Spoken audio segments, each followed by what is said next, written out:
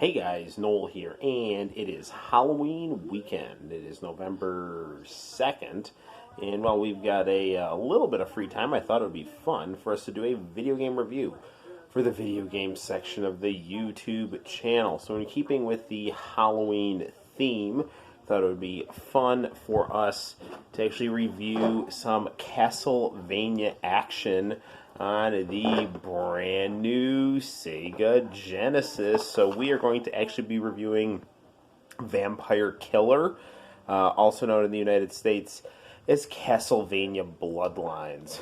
But we're playing this in the Japanese mode because the Mega Drive is, in my opinion, a little more aesthetically pleasing than the Sega Genesis, which I love dearly. We have absolutely Rose Street going on here because that is one thing I love to watch. Chilling on a Saturday night, watching Sega infomercials from 1995. It's really one of the best things you can possibly do. So without further ado, let us play some Vampire Killer on our brand new Sega Genesis Mini. We'll pump the volume up, hit the lights, and have some fun.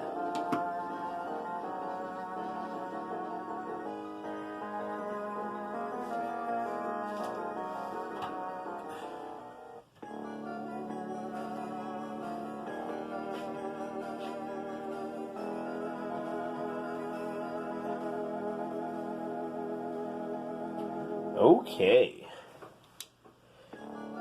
so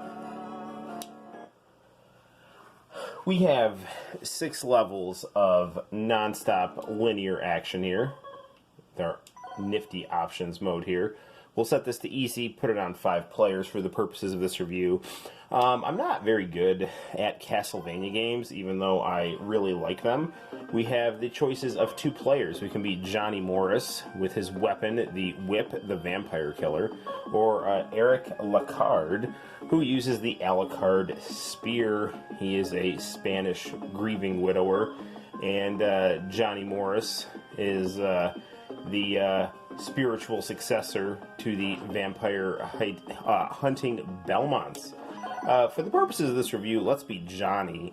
Both are very cool players to play as. The Whip and the Spear both have a good deal of range to them.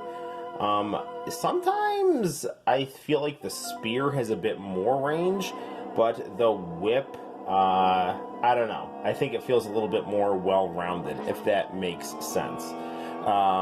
So let's have some gameplay action going here, and we'll start out at level 1. Now, if you've played a Castlevania game, you'll notice that they are renowned, especially in the 16-bit and 32-bit periods, for their amazing music and very well-crafted graphics, coupled with a linear gameplay style that demands a good deal of analysis of your environment. Now, another cool thing about the Castlevania series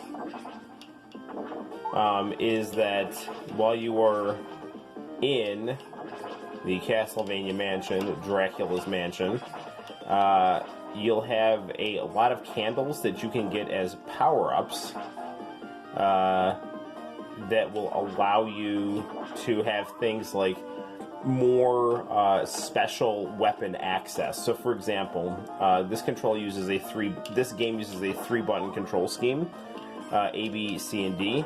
So A is my attack, B is my jump, and then C is going to be my special attack, which if you'll look up, you'll notice I have an axe. And this eyeball is messing with me here. And that 12 up there, that's how many times I can use that axe. And I can build the amount of axis I have by getting more of those candle gems. So right now it looks like I can use that 33 times. So not too shabby at all. As long as I don't die. these creepy mermen here. Gotta be careful, because if they knock me back, I am going to fall into water and die. We don't want that. I don't know. Maybe the Vampire Killer has more range than the Alucard Spear. I really like the name. As much as cool as and iconic as Castlevania is, the name Vampire Killer is a lot cooler than Castlevania Bloodlines.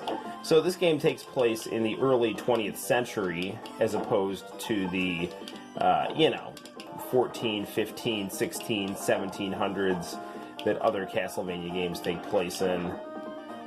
Really, I can't say enough good things about the music in this game. Very, very catchy tunes.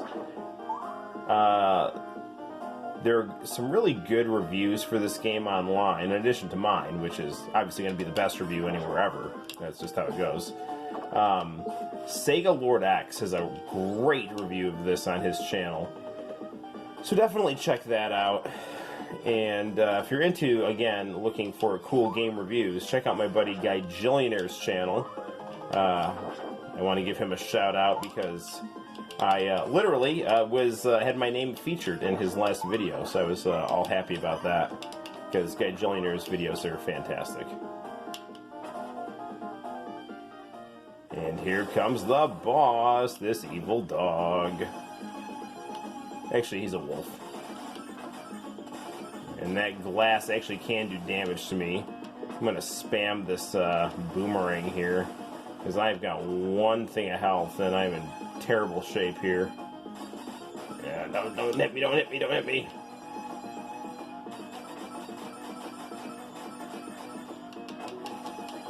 Go down, go down, go down, go down. Ah, man. Oh, we beat each other at the same time, but nope. Yeah, he got, I also going down negated that victory, so. But that's all part of the fun pulse-pounding action you get with Vampire Killer on the Sega Mega Drive Mini. Again, I really love the feature on the Genesis Mini to be able to switch things into Japanese. Because if you look at the Mega Drive box art, it really is, I think, a lot more aesthetically pleasing than the Genesis box art. It's not to say that the Genesis box art wasn't cool, because it was very cool. But the Mega Drive box art was really fantastic. I mean, the Super Famicom was a cultural phenomenon in Japan, so for Sega to compete with Nintendo and the PC Engine over there, they had to do everything on point, down to their gameplay development in-house, and also third-party, and then also their packaging. And their packaging was something to behold. Very, very cool stuff. Very durable packaging with really artistic game packs. So, good stuff. I'm actually playing through this game independently of this review right now, so I've got my own game going, and I'm on the 3rd level, which is the Leaning Tower of Pisa, and I'm actually stuck at that, but we'll see how things work out. But I thought for this review it would be fun just to do the first level and get a good feel for the mechanics of the game.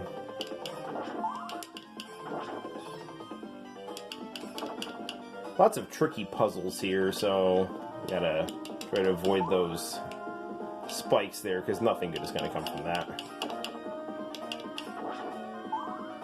Hitting up and diagonal will, forward and diagonal up will let you go up those stairs.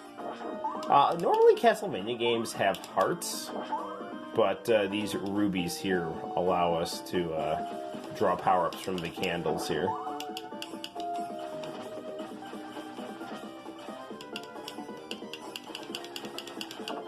Okay, comes the tricky jump here. Woo. Got that, that's good.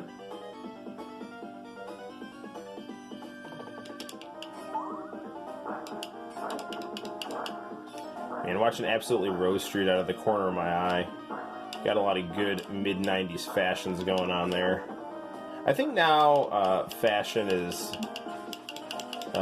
utilizing a lot of styles from the late 80s and early 90s, which makes me happy because that's my style. I mean, I grew up in the late 90s and early 2000s. That's when I was in high school, and I always really wanted the styles to be more like the 80s.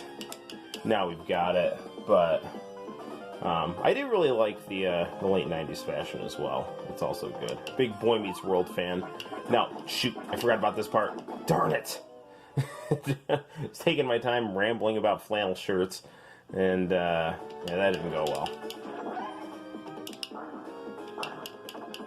Lots of cool interactive aspects of the environment in this game.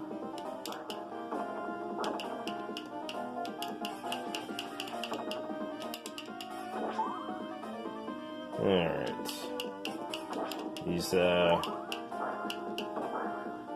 guys here look like they have had some better days.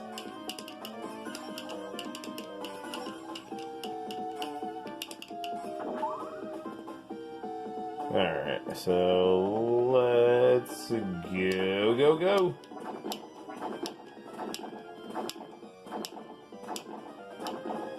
There we go.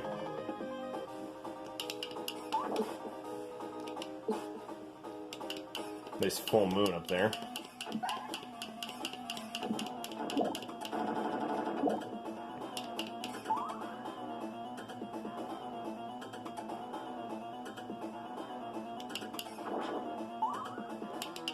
Looks like a boss is coming on here.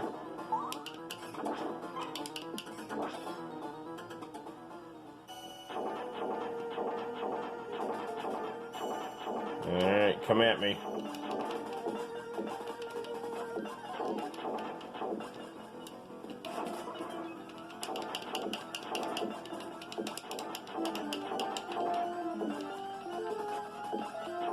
Nothing like grappling with a haunted piece of old armor here.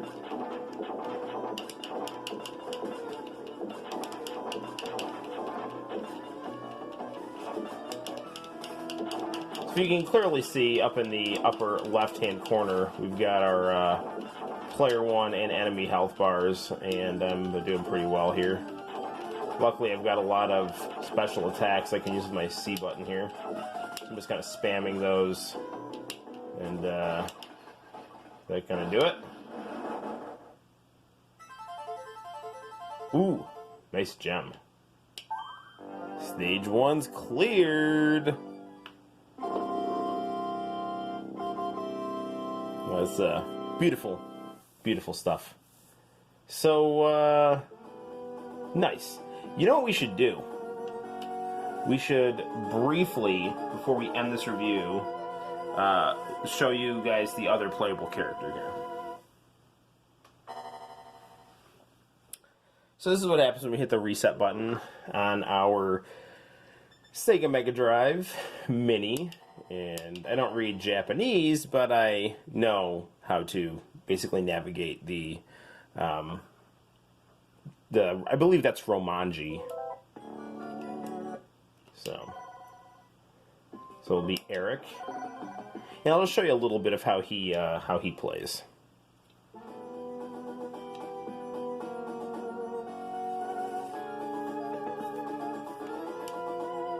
So let's go to the ruins of Castle Dracula in Romania, where dreams come true.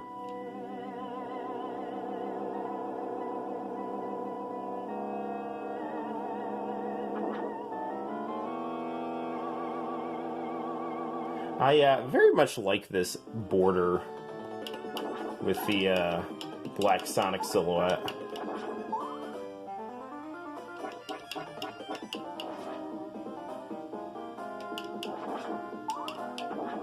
Really makes me wish that Sonic Extreme had come out. Incidentally, on the topic of Sonic, his redesign for the movie, the major motion picture, looks so much better. He looks cute, kind of chubby, but not like off-model chubby. So, again, yeah, this does have a little bit more range than the Vampire Killer.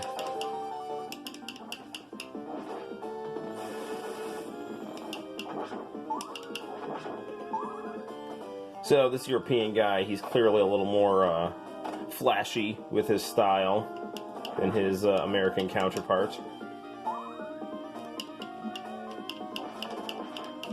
Can also make this spear go in more directions than the vampire killer. Now the vampire killer is going to be able to hang on to things. I don't know if this spear can.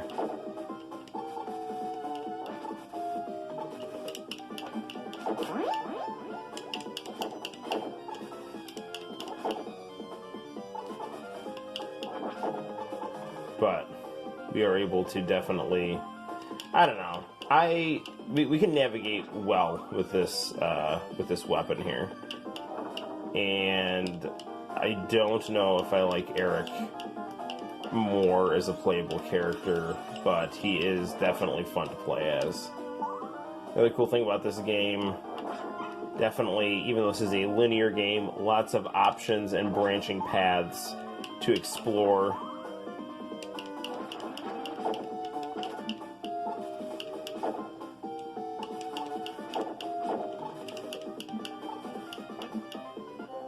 And lots of ways to lose. So there we have it, guys. That is Vampire Killer for the Sega Mega Drive Mini. One of the awesome games on this new Sega system here, and it's one that I highly recommend. So happy Halloween, guys. Make sure you play lots of Sega, and until next time, my name's Noel. You take care. Bye-bye.